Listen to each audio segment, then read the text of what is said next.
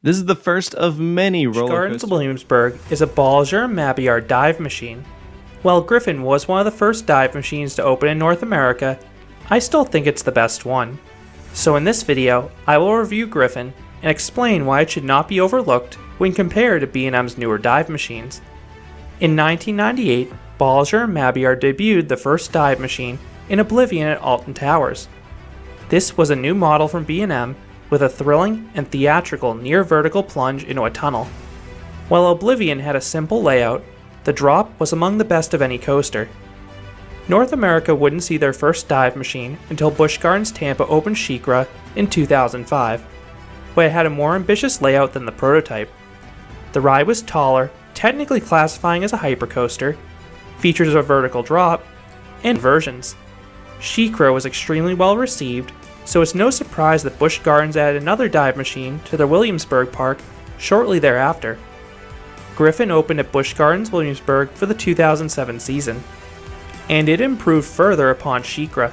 The layouts are near identical, but Griffon was 5 feet taller, standing 205 feet or 62.5 meters tall, and Griffon also received floorless trains, which made the harrowing vertical drop even scarier for those in the front row.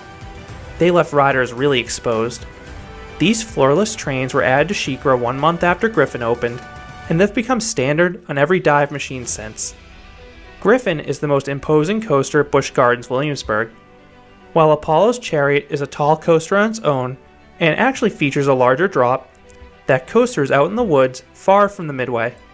In fact, many of Busch Gardens Williamsburg's coasters go way out into the woods, so much of their layouts are obscured. But Griffon is front and center. The coaster can be seen from most sections of the park, and much of Griffon hugs the midway, diving below and around pathways, so guests can walk right up next to this imposing attraction. Griffon is located in the France section of the park. The ride replaced the Le Mans Raceway.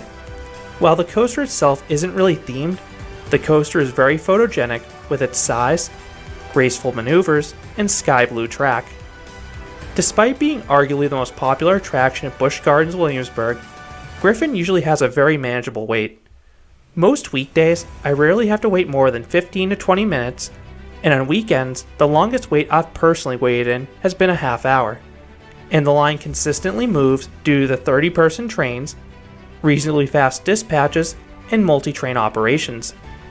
If you want to ride in the front row, you may have to wait a little bit longer. Most people understandably want to ride up front for the unobstructed view on the ride's iconic drop. And those visuals are indeed fantastic. But if you want the most forceful ride, you will want to ride Griffon in the back row. While Griffon may have a super short 3-row train, the back definitely has more oomph on the ride's 2 largest drops. Unlike some of the newer dive machines that have the tighter vest restraints, Griffon has the original B&M over-the-shoulder restraints, and I much prefer these restraints on a dive machine. While the vest restraints do hug your body and can detract from the airtime in the ride's main drops, Griffon's over-the-shoulder restraints are much looser, at least for someone with my body type. This allows riders to float out of their seat a bit more in the vertical drops, which is the sensation I crave on these dive machines. The benefit of vest restraints is that they can eliminate the risk of headbanging, but Griffon, like many of the dive machines, is glass smooth, so headbanging never is an issue. Griffon begins with a turn out of the station, and then you ascend a very steep lift hill. The lift has an angle of 47 degrees, which is steeper than any drop on a decent chunk of roller coasters. Once you reach the top, you get a wide variety of views. At first, you get a gorgeous panoramic view of the park. Then you can see Chesapeake Bay off in the distance. But as you approach the drop, the scenic views disappear and are replaced with a bird's eye view of the nearby Anheuser-Busch beer factory. I sort of wish the drop was positioned towards Chesapeake Bay, so you could spend more time admiring that view, but this is a very minor critique.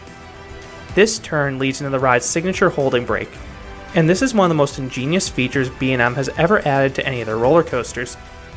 Being held above the ride's largest drop catches the eye of most guests off-ride, and on-ride, it really builds the anticipation. It is a surreal feeling staring straight down at the ground for a few seconds when you're 200 plus feet in the air. The view is most effective in the front row or on an edge seat, but the suspense is palpable in any row. After a few seconds, the holding brake releases and the thrills begin. The first drop delivers several seconds of sustained floater airtime the whole way down.